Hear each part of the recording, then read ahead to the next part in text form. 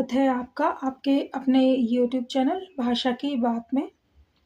आज कक्षा 12वीं हिंदी कोर के लिए पाठ संख्या 12 जैनेन्द्र कुमार के द्वारा रचित बाजार दर्शन का वर्णन, सार व प्रश्नोत्तरी, मुख्य प्रश्नोत्तरी हम करेंगे।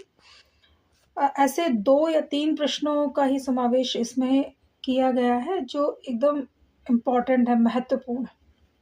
थोड़ा सा कवि लेखक के विषय में पढ़ लेते हैं कि श्री जैनेन्द्र कुमार हिंदी साहित्य के सुप्रसिद्ध कथाकार हैं।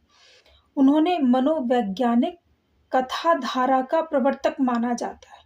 मनोवैज्ञानिक मतलब क्या हो गया? जो हमारे मन में विश्लेषण चलता रहता है या मन जो विचार करता रहता है, वैसी कथाओं का वर्णन इन्होंने किया है। इसके साथ साथ वे एक श्रेष्ठ निबंधकार भी हैं और उनका जन्म 1905 ईस्वी को उत्तर प्रदेश के अलीगढ़ जिले के कौडियागंज नामक स्थान पर हुआ था।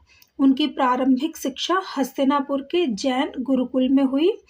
उन्होंने वहीं पढ़ते हुए 10वीं की परीक्षा उत्तीर्ण की। तत्पश्चात काशी हिंदू विश्वविद्यालय में उच्च शिक्षा हेतु प्रवेश लिया, लेकिन गांधी जी के असहयोग आंदोलन से प्रेरित होकर उन्होंने बीच में ही पढ़ाई छोड़ दी और वे गांधी जी के साथ असहयोग आंदोलन में शामिल हो गए। वे गांधी जी से बहुत ज़्यादा प्रभावित थे। गांधी जी के जीवन दर्शन का प्रभाव उनकी रचनाओं में स्पष्ट दिखाई देता है और सन 1984 ईस्वी में उनकी साहित्य सेवा भावना के कारण उन्हें उत्तर प्रदेश हिंदी संस्थान ने भारत भारती सम्मान से सुशोभित किया। उनको साहित्य अकादमी पुरस्कार भी प्राप्त हुआ और भारत सरकार ने उनकी साहित्यिक सेवाओं के कारण पद्म भूषण से अलंकृत किया और सन 1990 ईस्वी में ये महान साहित्य सेवी संसार से विदा हो गए। जीवन परिचय में सिर्फ हमें इतनी जानकारी ही बहुत है। हम चलते हैं पाठ के सार की तरफ। देखिए, पाठ जैसा कि दिखाई दे रहा है कि पाठ बाजार दर्शन श्री जैनेन्द्र कुमार द्वारा रचित एक महत्वपूर्ण निबंध है, जिसमें गहन वैचारिक और साहित्यिक सुलभ लालित्य का मणिकांचन संयोग देखा जा सकता है। यह निबंध उपभोक्तावाद एवं बाजारवाद की मूल अंतर वस्तु को समझाने में बेजोड़ है। जैनेन्द्र जी ने इस निबंध के माध्यम से अपने परिचित एवं मित्रों से जुड़े अनुभवों को चित्रित किया है कि बाजार की जादुई ताकत कैसे हमें अपना गुलाम बना लेती है। उन्होंने यह भी बताया है कि अगर हम आवश्यकता अनुसार बाजार का सदुपयोग करें तो उसका लाभ उठा सकते हैं, लेकिन अगर हम ज़रूरत से दूर बाजार की चमक दमक में फंस गए तो वह असंतोष, तृष्णा और ईर्ष्या से घायल कर हमें सदा के लिए बेकार बना सकता है। इन्हीं भावों को लेखक ने अपने प्रकार से बताया है, बहुत प्रकार से बताया है इसको। लेखक बताता है कि एक बार उसका एक मित्र अपनी प्रिय पत्नी के साथ बाजार में एक मामूली सी वस्तु खरीदने हेतु गए थे, लेकिन जब वे लौट कर आए तो उनके हाथ में बहुत से सामान के बंडल थे। इस समाज में असंयमी एवं संयमी दोनों तरह के लोग होते हैं।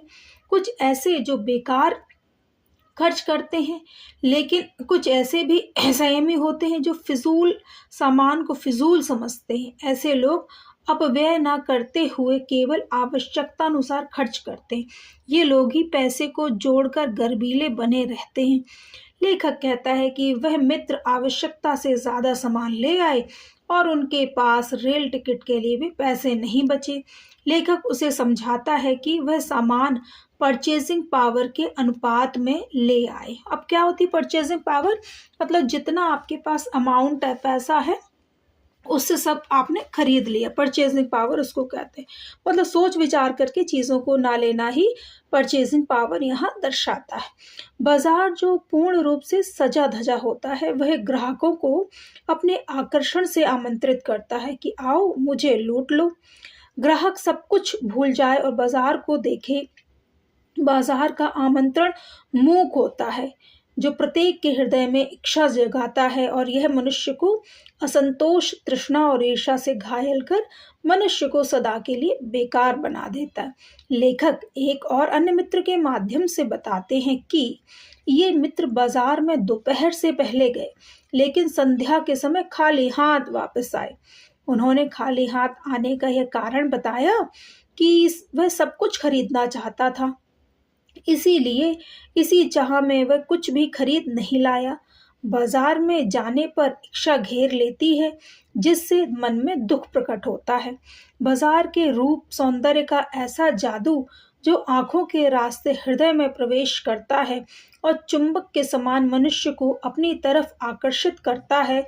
जेब भरी हो तो बाजार में जाने पर मनुष्य निर्णय नहीं कर पाता कि वह क्या क्या सामान खरीदे, क्योंकि उसे सभी सामान आराम सुख देने वाले प्रतीत होते हैं, लेकिन जादू का असर उतरते ही मनुष्य को फैंसी चीजों का आकर्षण कष्टदायक प्रतीत होने लगता है और उसे सभी सामान आरामदायक नहीं लगता। आगे बढ़ते हैं कि मनुष्य को बाजार में मन को भरकर जाना चाहिए, क्योंकि मन को भरकर जाने का तात्पर्य क्या है बच्चों, कि हमें हमेशा सोच विचार करके हमें क्या खरीदना है, हमें उसी विचार से जाना चाहिए। ऐसा नहीं कि हमारे पास खूब सारा क्रेडिट कार्ड है, ठीक है, खूब सारा अमाउंट है, पॉकेट भरी है, हम गए अननेसेसरी अनवांटेड चीज़ें उठा लाए, फिर बाद में वो कभी इस कोने में पड़ी हुई, कभी इधर पड़ी हुई हैं और बेकार में इधर उधर रखी जाती। इसीलिए कह रहे हैं कि मन को भरकर जाना चाहिए, क्योंकि जैसे गर्मी की लू में यदि पानी पीकर जाए तो लू की तपन व्यर्थ हो जाती है, ठीक। इसलिए जब गर्मी होती है, लू चलने लगती है, तो क्या कहते हैं कि ज़्यादातर ग्रीन वेजिटेबल खाओ, प्याज, अनियन, पानी, सिकंजी, इनका प्रयोग ज़्यादा करो, जिससे कि लू ना लगे। तो वैसे ही मन लक्ष्य से भरा हो तो बाजार का आकर्षण भी व्यर्थ हो जाता है। आंख फोड़कर मनुष्य लोभ से नहीं बच सकता, क्योंकि ऐसा करके वह अपना ही अहित करता है। संसार का कोई भी मनुष्य पूर्ण नहीं है, क्योंकि मनुष्य में यदि पूर्णता होती तो वह परमात्मा से अभिन्न महाशून्य बन जाता। अतः अपूर्ण होकर ही हम मनुष्य हैं। सत्य ज्ञान सदा इसी अपूर्णता के बोध को हम में गहरा करता है तथा सत्य कर्म सदा इसी अपूर्णता को स्वीकृत के साथ होता है। लेखक एक चूर्ण बेचने वाले अपने भगत पड़ोसी के माध्यम से कहते हैं कि उन्हें चूर्ण बेचने का कार्य करते बहुत समय हो गया है। लोग उन्हें चूर्ण के नाम से बुलाते हैं। यदि वे व्यवसाय अपनाकर चूर्ण बेचते तो वो अब तक मालामाल हो जाते, लेकिन वे अपने चूर्ण को अपने आप पेटी में रखकर बेचते हैं और केवल 6 आने की कमाई होने पर बाकी चूर्ण बच्चों को मुफ्त बांट देते हैं। लेखक बताते हैं कि इस सेठ भगत पर बाजार का जादू थोड़ा सा भी नहीं चलता। वह जादू से दूर पैसे से निर्मोही बन मस्ती में अपना कार्य करता है। एक बार लेखक सड़क के किनारे पैदल चला जा रहा था कि एक मोटर उनके सामने से मोटर मतलब कार वगैरह धूल उड़ाती गुजर गई। उनको ऐसा लगा कि यह मुझ पर पैसे की व्यंग शक्ति चलाकर गई हो कि उसके पास मोटर नहीं है। लेखक के मन में भी आता है कि उसने भी मोटर वाले बाप के यहाँ जन्म क्यों नहीं लिया, लेकिन यह पैसे की व्यंग शक्ति उस चूर्ण बेचने वाले व्यक्ति पर नहीं चल सकती। एक बार भगत जी लेखक को बाजार चौक में मिले। बाजार पूरा सजा हुआ था, लेकिन उसका आकर्षण भगत जी के मन को नहीं भेद सका। वे बड़े स्टोर चौक बाजार से गुजरते हुए एक छोटे से पंसारी की दुकान से अपनी ज़रूरत का सामान लेकर चल पड़ते हैं। उनके लिए चांदनी चौक का आमंत्रण व्यर्थ दिखाई पड़ता है, क्योंकि अपना सामान खरीदने के बाद सारा बाजार उनके लिए व्यर्थ हो जाता है।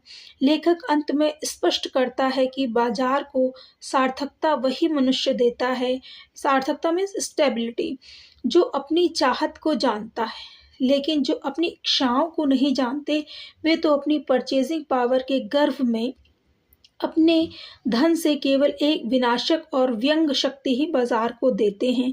ऐसे मनुष्य ना तो बाजार से कुछ लाभ उठा सकते हैं और ना बाजार को सत्य लाभ दे सकते हैं। ऐसे लोग सद्भाव के ह्रास में केवल कोरे ग्राहक का व्यवहार करते हैं। सद्भाव से हीन बाजार मानवता के लिए विडंबना है और ऐसे बाजार का अर्थशास्त्र अनीति शास्त्र है। जैसा कि इसमें वर्णन किया गया, बताया गया, तो पूरा की पूरा जो पाठ है बाजार दर्शन की ओर इशारा करता है। और इसमें भगत जी, चूर्ण बेचने वाले भगत जी का वर्णन किया गया है कि जो ये बाजार है इसको सार्थकता कौन व्यक्ति देता है। ऐसे व्यक्ति सार्थकता देते हैं जो रियल चीज़ों को खरीदने जा रहे हैं। ऐसा नहीं कि जो शो ऑफ कर रहे हैं या परचेजिंग पावर बढ़ा रहे हैं। कह रहे भगत जी जैसे ही इंसान होने चाहिए जिससे कि जो बाजार है उसको सार्थकता मिल सके। और इसमें जो अमीरी गरीबी और ये जो गैप दिखाई देता है ऊंचा नीचा, वो सारा वाइंड अप हो सके। लेखक का कहने का सिर्फ इतना तात्पर्य। इसके महत्वपूर्ण 2 या 3 प्रश्न हम देख लेते हैं, क्योंकि इन दोनों ये बार बार प्रश्न आए, इन्हीं को मोल्ड करके प्रश्न दे दिए जाते हैं। हम ज़्यादा प्रश्नों के फेर में नहीं पड़ते। कह रहे बाजार का जादू चढ़ने उतरने पर मनुष्य पर क्या क्या असर पड़ता है। देखिए सीबीएसई दिल्ली कई बार ये आ चुका है, तो यहाँ दिया हुआ जैसे बाजार का जादू चढ़ने पर मनुष्य उसकी ओर उसी प्रकार से खिंचा चला जाता है जिस प्रकार चुंबक लोहे की ओर खिंचा चला जाता है।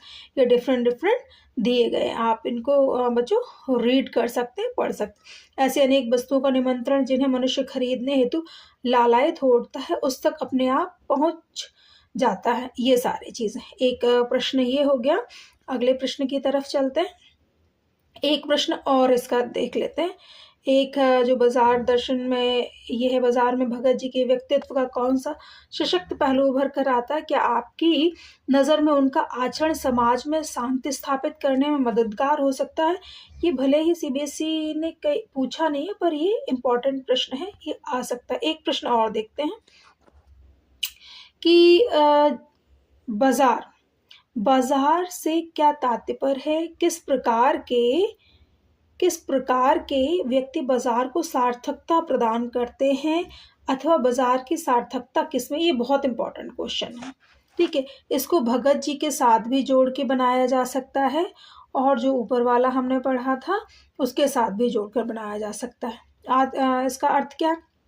बाजारूपन से तात्पर्य मतलब मीनिंग कपट बढ़ाने से है, अर्थात सद्भाव की कमी। सद्भाव किसे कहते हैं? भाईचारे को कहते हैं। प्रेम भावना, ज़्यादा ऊंचा नीचा, गरीब अमीर नहीं। सद्भाव की कमी के कारण आदमी परस्पर भाई मित्र और पड़ोसी आदि को भूल जाते हैं। मनुष्य केवल सबके साथ कोरे ग्राहक जैसा व्यवहार करता है, उसे कोई भाई मित्र या पड़ोसी दिखाई नहीं देता। बाजारूपन के कारण मनुष्य को केवल अपना लाभ हानि ही दिखाई देता है। इस भावना से शोषण भी होने लगता है। जो व्यक्ति ये जानते हैं कि वे क्या चाहते हैं, उन्हें किस वस्तु की आवश्यकता है, ऐसे व्यक्ति ही बाजार को सार्थकता प्रदान कर सकते हैं। ये लोग कभी भी परचेजिंग पावर के गर्भ में नहीं डूबते। इन्हीं लोगों को अपनी चाहत का एहसास होता है जिसके आधार पर बाजार को सार्थकता प्राप्त होती है। ठीक है, एक प्रश्नों का समूह और है जो इम्पोर्टेंट प्रश्न है, मे बी आपको यहाँ दिखाई दे रहे होंगे कि लेखक ने बाजार के आकर्षण के लिए जादू शब्द का प्रयोग क्यों किया। इनको बच्चों प्रैक्टिस के लिए मैं दे रही हूँ, इनको प्रैक्टिस आप लोग कर लेना, एक एक बार गो थ्रू कर लेना, इन्हीं में से आएगा। और जो 2 से 3 प्रश्न हमने डिस्कस किए हैं, लेखक के विषय में डिस्कस किया है और हमने पाठ के सार के विषय में डिस्कस किया। अगर इतना ही आप कर लेते हैं तो इस पाठ में से कुछ भी आ जाए आप पूरी तरीके से प्रॉपर वे में कर पाएंगे। Thank you for watching video.